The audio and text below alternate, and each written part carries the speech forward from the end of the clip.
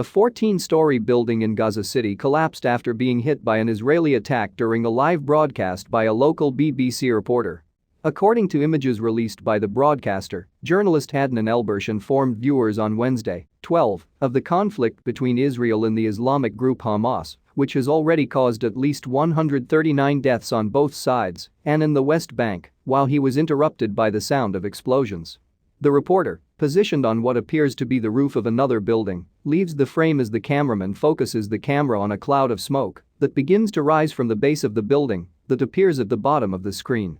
Image, says Al-Sharouk. Elbursh continues to report the incident until he is again interrupted by another explosion. Adnan, are you all right? Please end the show if you're in danger.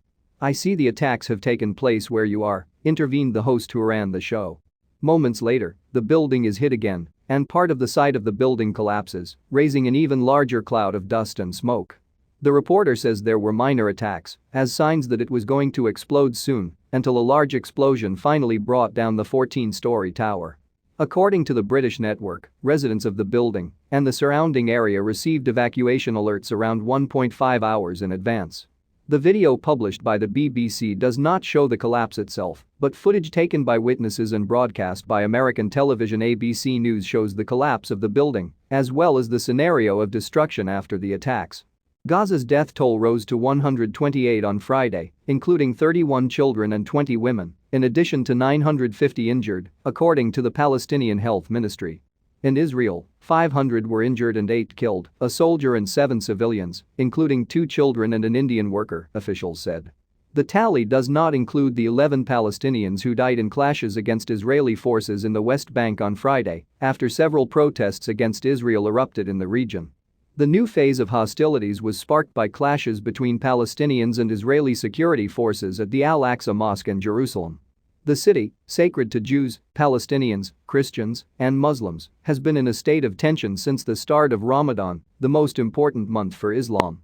At the center of the current conflict are freedom of worship in parts of the Jerusalem area known as the Ancient City, and a court ruling that provides for the eviction of Palestinian families from the Sheikh Jarrah neighborhood who, due to a verdict of the regional court, must return land to the Jews. On February 23 and 20, Israeli soldiers accused a group of Palestinians of attempting to install an explosive on the fence separating Israel from the Gaza Strip, which sparked a conflict between the two sides.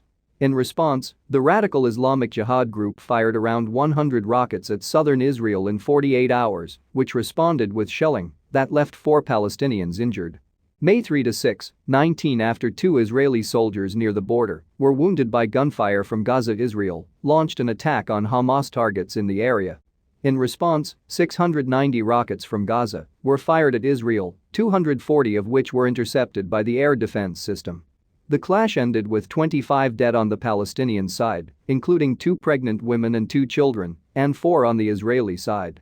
25-27 March 19 a rocket fired from the Gaza Strip destroyed a house in the village of Mishmeret, north of Tel Aviv, injuring 7 Israelis. Prime Minister Binyamin Netanyahu then ordered areas bombed by Hamas, which fired rockets at the southern Israeli town of Ashkelon. The violence ended after nearly a week of clashes.